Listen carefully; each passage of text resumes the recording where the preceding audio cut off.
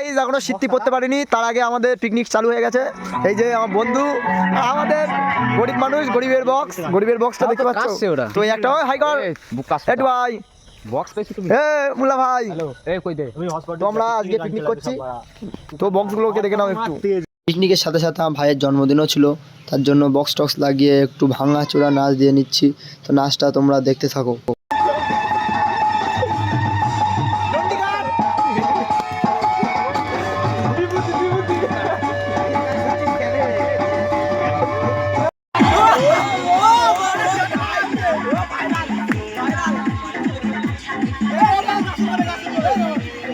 আমাদের কেকটা দেখতে পাচ্ছ, জন্মদিনের কেক, সেটা ভাঙা একখানা কেক নিয়ে এসেছি।